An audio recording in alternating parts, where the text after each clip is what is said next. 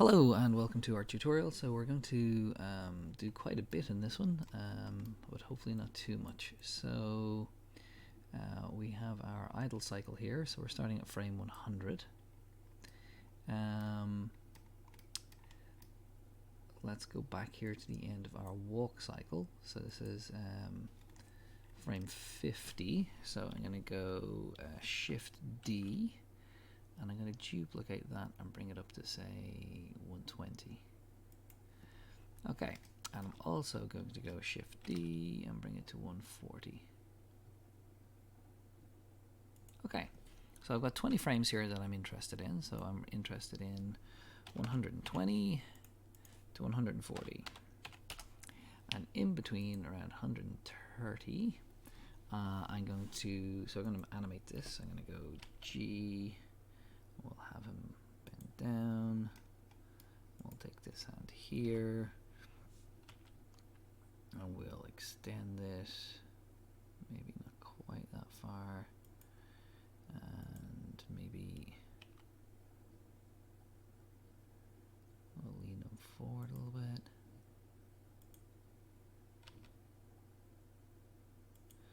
Okay, so we'll keyframe that.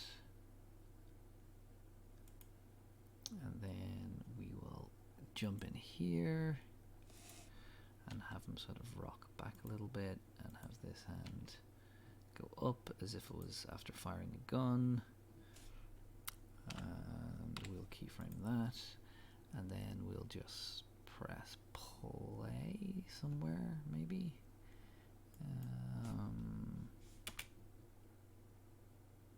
So he kneels down and he shoots. Now I know he's not holding a gun, but we won't worry about that. And he's back up. So that's going to be my shoot animation. And so it's going to save that. And if you remember when we were doing this before, we were in 3 steps. So we're actually only going to get 6 frames, I think.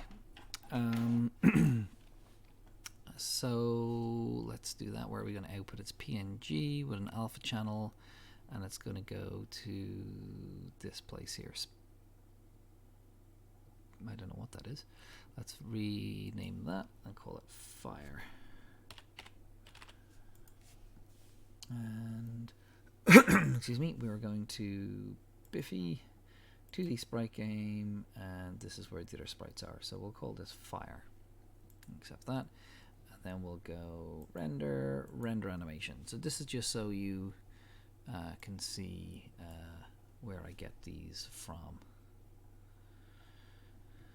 So it's a fairly quick little animation and it's done. Okay, so get out of Blender. So over here I'm going to go open and where did that go? Where did we send that? So into desktop Biffy, okay. And back to Unity, no, not Unity, Photoshop.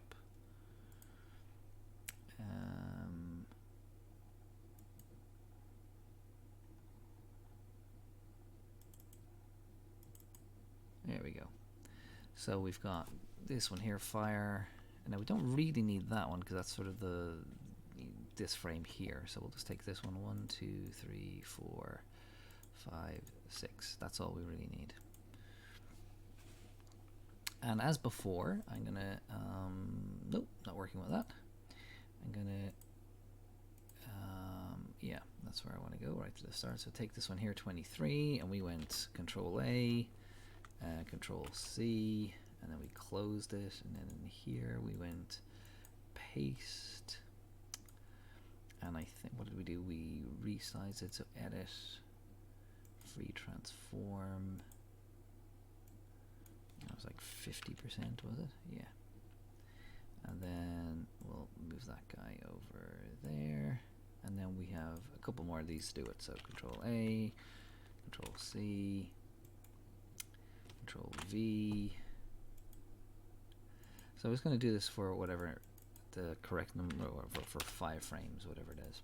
Now, when we save this, we inevitably are going to have to re-import this sprite sheet. So there is a lesson to be learned from this, which is get the sprite sheet completed and imported in one go. Don't do what I'm doing here, because you're going to have to redo everything, which is silly and not very productive. However,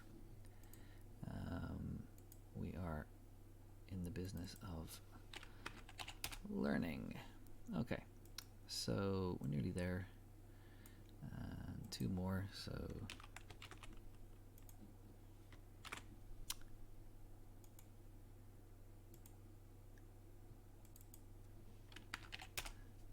one more after this guy. And I'm going to save this as a save as.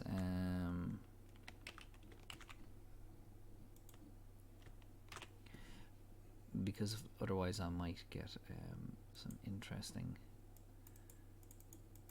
results in Unity. Okay.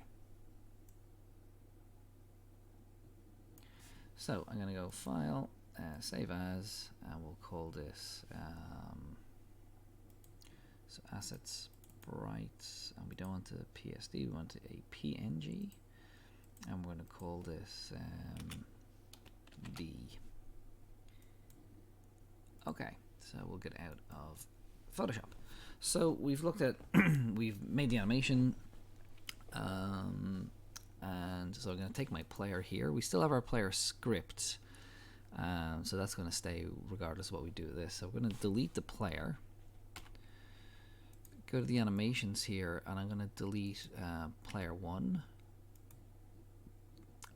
idle, and player 1 walk, because these are no use to us anymore, because they're going to refer to a sprite sheet that we're not using.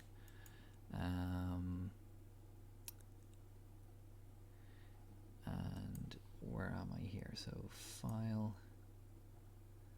I just want to see where this is. I have 2 versions of this game. Okay. So let's try and import this. So File, Import New Asset, and we want to get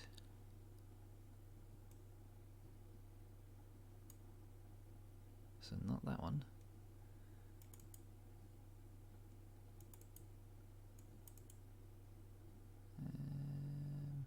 Not either of them. So where have we put this? Is it in there? Okay, let's jump back into Photoshop. Where did we save this? So File, Save As. So Desktop 2D space. Oh, okay, right. So I need to delete that because I'm confusing myself. So I've got a folder called Biffy, but I've also got this one here, 2D Space Game. Okay, so I'm confusing myself. This is what we're looking for. Import. Okay, no problem. So, and we'll drag and drop that in there. So this is the one we're going to use now. So again, I'm not going to delete this one because that's going to, controlling that guy there. Although it wouldn't be a bad idea to do that. But anyway, oh, actually, no, that's his one there. So we can delete that one. We don't need that. So we'll just get rid of that so we're not confusing ourselves. So let's take this and we'll go multiple and apply.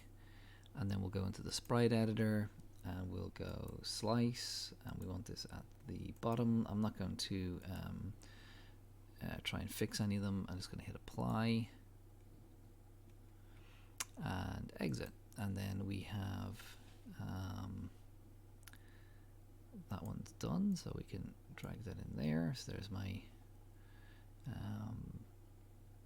sprite, and I can go window, animation, create an animation. We'll put it in here. We'll call it player 1. Now, if you remember, we took these from here, so that's his walk.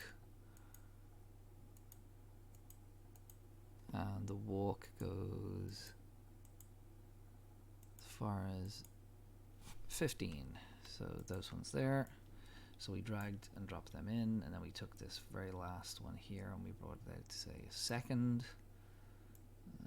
There we go. And we pressed play, and there he is walking along, so that's fine. So that's his first animation. And we're going to create a new one. We should have, that's called player 1 actually. We should have, so we'll call this idle. That player 1 animation we will rename. We'll call it walk. So this is idle. So this is 16 to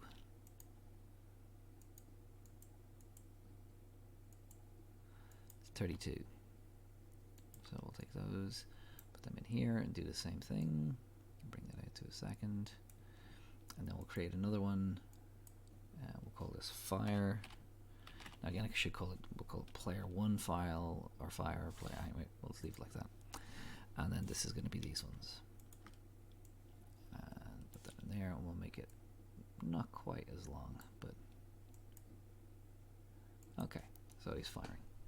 Okay, so we have our 3 animations. I'm going to close that, and they have been added up here to our animation folder. I'm going to go find my player 1. I'm going to rename this walk, and then we're going to go over here, and we've got we're interested in this one here. We'll rename this. We'll call it player 1. Okay, so now we've got 3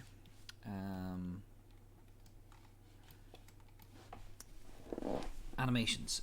So it gets a little bit more complicated, not too much more. We want to start with idle. So we'll set it as our default. We'll make a transition and a transition. And we need to transition from here to here, and here back to here, here back to here, and here back to here. So we're going to add a parameter, as we did before, a bool, and we're going to call it walk. And that's just going to be the same as it was. So when we're going from idle to player 1, this is what we should have called walk. So when we're going to this, we're going to turn off has exit time, and we're going to say when walk is true, and then we're going to say when walk is false. So that's what we had before. So now we're going to add another bool, and we'll call this fire. And we're going to say when fire is true, go play the fire animation. And when fire is false, we can go back. So when fire is false and when walk is false. So when fire is false, fire is false, and when walk is false. When both of them are false, go back to the idle cycle.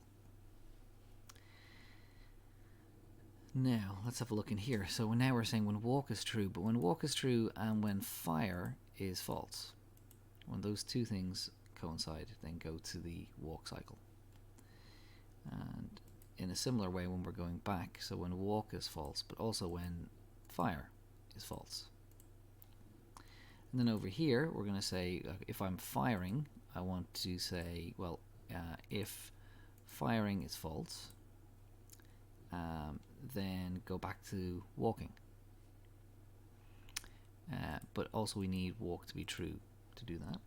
And then in a similar way over here, we're going to say, turn off the exit time. I'm going to say when firing is true, but when walking is false.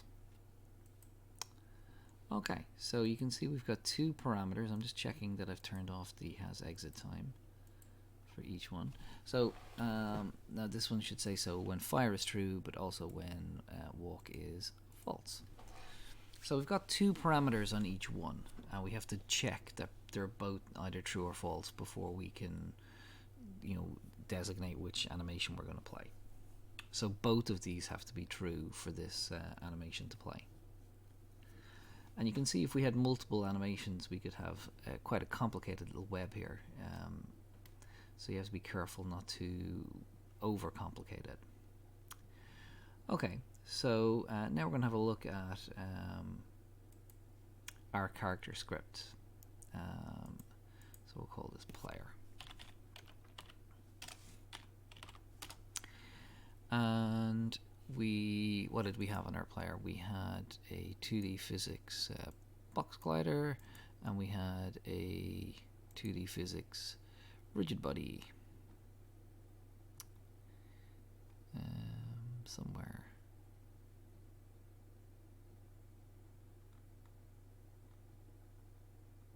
we go. Losing my mind, or my sight, one or the other. And then we're going to put our script on. So this was player control. So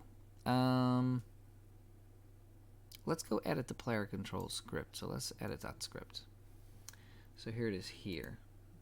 So this is all correct. We have is grounded, we have jumping, we've got everything here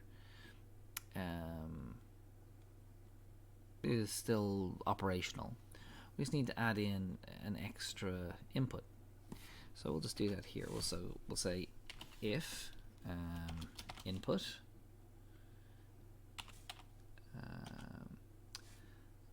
dot get key, and then we'll use key code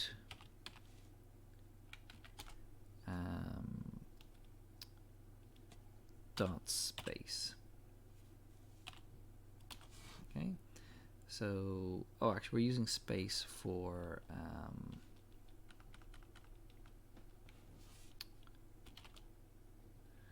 keycode.f for fire. So if I press the F key, so because I've used space for, which would be the natural sort of firing, I've used space for jump. So if I do that, what do I want to happen? Well, I want to play the so I want to set fire to be true. But if you remember, we had two parameters. So I have to set walk to be false. And that's true down here as well. So every time I set this to be true, I have to set the other one. If I want to play this, I need to set fire to ensure that that's set to false. Otherwise, the animation won't play. So, oops, spelling that incorrectly. So let's go Control C, Control V.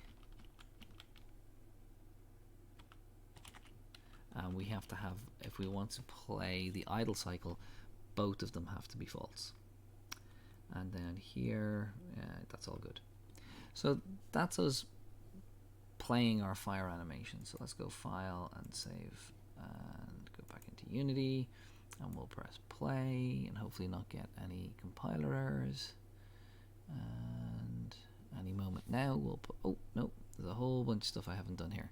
So I haven't set any of this up here. So I haven't told it where the animator controller is. So it is the player. That's where I want to go. And I need to do that. And let's have a look at this script. What have I set up here? So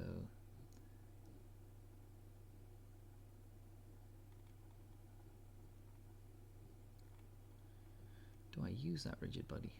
I do. I add force to it. Yeah. So that these are all. That's me, and that's the player animator and my position. Okay. So and player. Okay. So let's see if this works. So I go down. I can walk left. I can walk right. I can jump. Ooh, that's quite a big jump. And now press F key.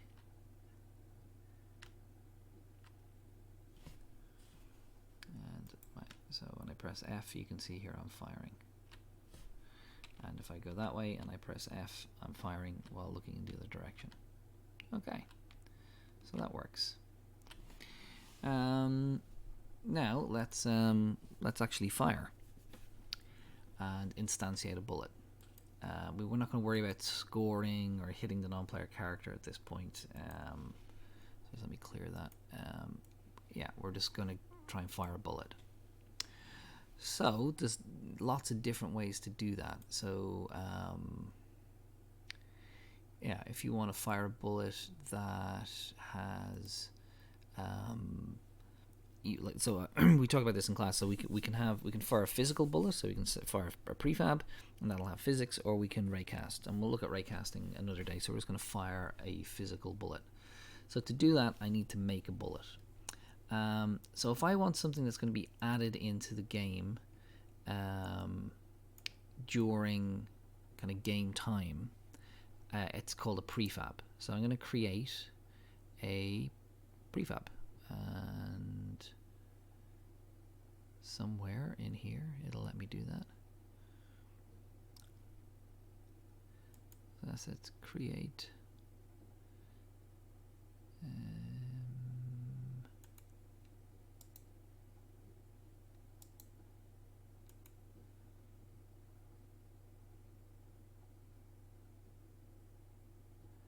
No, I do not want any of those things.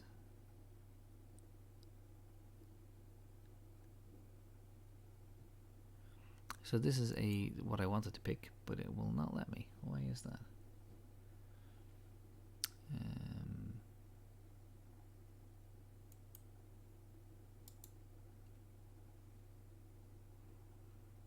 I believe a sign of madness is to do the same thing over and over again and expect a different outcome.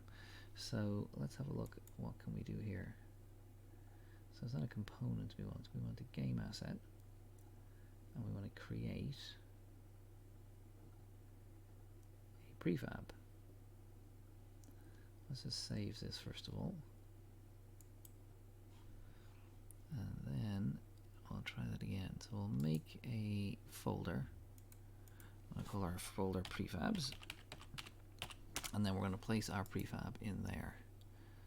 So create. Why can't I do that? Okay.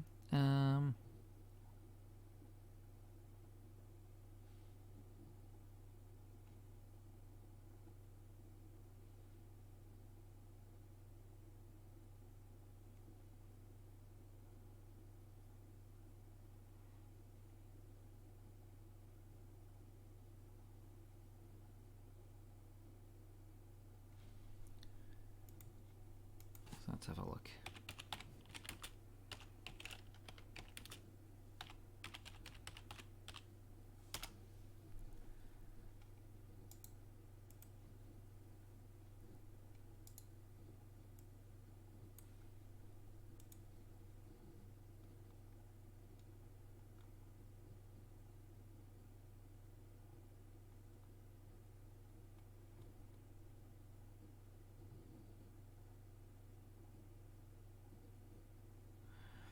Okay, so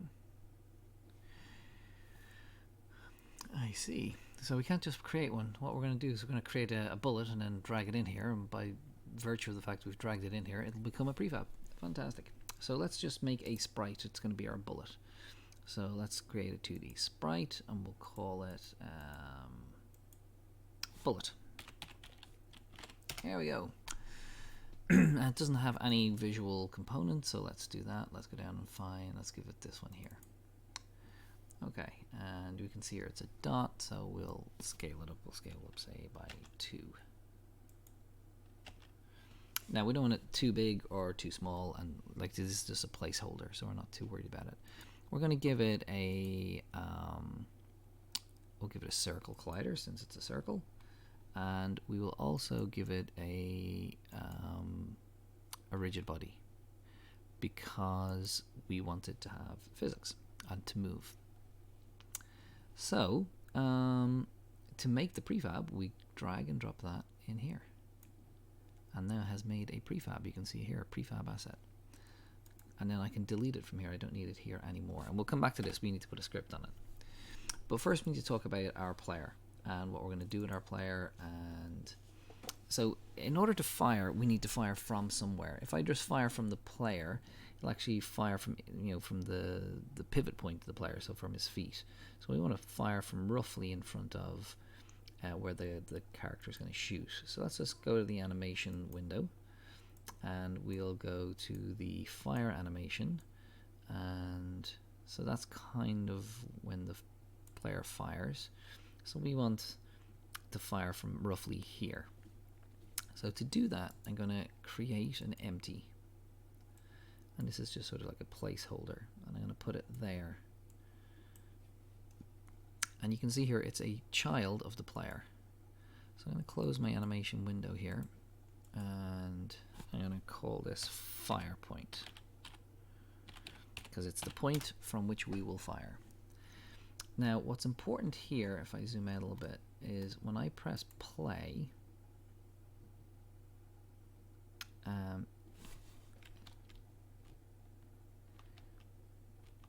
so positive on the x-axis is, so I want to fire negatively on x, and now I want to fire negatively on x. So when I flip the sprite, the empty also flips, and that's important. If it didn't, then we'd end up firing at ourselves.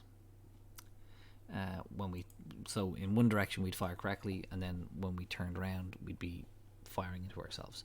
So that orientation is important, that it'll keep its rotation as the player sprite turns, and that's because it inherits the rotation from the player. Okay, so let's fire our gun. So let's go back to our player script here, and let's work on how we might do that. Well, the first thing we need to do is we need to add in that fire point location. So we're going to fire from a location. So we're going to go, it's going to be public, and it's moving, so it's going to be a transform, and we'll call it fire point. Okay, so that's where we're going to fire from, and then we need to fire an object. And so we'll call, again, this has to be public because we need to drag and drop it in, and this is a game object. And we'll call this bullet. That makes sense. Okay, so now we need to fire. So we've already set up our animation, so we just need to add in here what happens when we fire. And when we fire, what we're going to do is we're going to add it in. So the word to add in something into a game is to instantiate. So we're going to instantiate. And what are we going to instantiate? Well, we're going to instantiate the bullet, and then we need to tell it where to instantiate the bullet. So we're going to instantiate it at the fire point. So we need to say fire point dot position. And then after we've put it in, after we've typed in the position of it, we need to tell it what the rotation is. So fire point dot. And this is how it'll know, what direction it's going to fire in.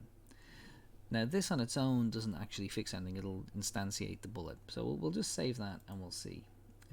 And as with all these things, there's like numerous ways to fire things in Unity. So now when I look at my player here, in the script, it's looking for the fire point and it's looking for the bullet. So the fire point is that point there, and then the bullet is my empty. So let's press play, and we'll walk over this way a little bit, and we'll press F. Oops, did that again. F. Okay. Now we can see we've got whoa, some interesting things going on. I'm enjoying that. So we've added in the bullet, but we've said get key, and that means it's gonna, for the duration of us holding down the fire button, it's gonna keep adding. So this should be get key down. So it only does it once, otherwise we end up with what we had there. So let's do that again. We'll go fire and we'll save all. Now we go back in here and we'll press play, and we will press F. Whoa, okay, so we're being pushed by by this guy here. So let's walk forward, and we can fire, and we can fire, and we can fire, and we can fire. Okay, so that's all good. We won't worry about our non-player character bending us around the world. So now that's all well and good, but what we'll do is we'll just move this waypoint back here so he doesn't bother us so much. That's fine. So that's all good, but what we need to do now is we need to get the bullet to move. So at the moment the bullet is completely static. So we could, again, there's lots of different ways to do things in Unity. What we could do is we could add in this script here, we could add a force to the object that we're instantiating. But rather than doing that, we'll create a script and we'll put the script on the bullet. So we'll call this bullet control. We should probably call it player, like so P1 player 1 bullet control, because we'll probably end up with quite a few different bullets. And we'll double click on that. And so what we need to do here is we need to tell it what speed we want the bullet to move on. So that'll be public, so we can change it in the inspector, and it'll be a float because it has to be a float. We'll call it speed, and we'll say it equals, I don't know, 20. We'll probably end up increasing that a good bit. I have to hit F because it's a float. And then I need to declare that it's a rigid body, that it has physics. So again, like we did with the character, we have to drag that in. So this is a rigid body 2D, and we'll call this, I don't know, ORB for rigid body. Then we have to cache it, so we're not looking for it throughout the game. So we'll go ORB dot velocity. Actually, no, we're not caching here. We're just adding the force to it. So dot velocity. We don't have to cache it at all because this is on the object itself. So if we were doing this in the other script, we'd have to cache it. Otherwise, we'd have to search for the bullet.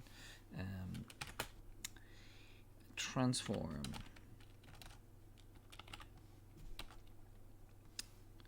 dot right, and multiply that by speed. So let's have a think about what we're doing there. So that's straightforward enough, and we don't need anything here. So that's the only line of script we need. So basically we're firing it to the right, and then when the sprite flips, it'll still be sending it to the right. So let's just save that, and we will put that onto the bullet. And it didn't go on, so let's do that again. So P1 bullet control, we'll put that there, and it's saying what rigid body, and this is the rigid body. Okay, so now let's press play, and we'll walk forward away from our non-player character. We'll turn around and we'll press F. Okay, and let's see if I can. Okay, so you can see when I turn in both directions, I'm firing at myself. So we'll just stick a minus there. So we'll swap the direction. So we need to be firing negatively on, which makes sense actually when we think of what way the arrow is pointing. So if I fire positively, I'll be firing towards myself all the time. So let's do that again. So we fall, we turn this way, and we press F. Do it again. Down here, press F and press F. Okay. And you can see that the bullet has physics, and if I speed it up, it'll go straighter, and that's totally design. Now we use this in one of our previous scenes, so let's just, before we finish up, let's just have a think about this here. So it says start co-routine and then cut scene. So I'm going to go Control C, and I'm going to put that into my bullet control, and I'm going to put that into start. But instead of calling this cutscene, we'll call it die. And then we're going to put in another function. So we're going to say void. Oh, not void, sorry. I enumerator die. That's correct, isn't it? Yeah. And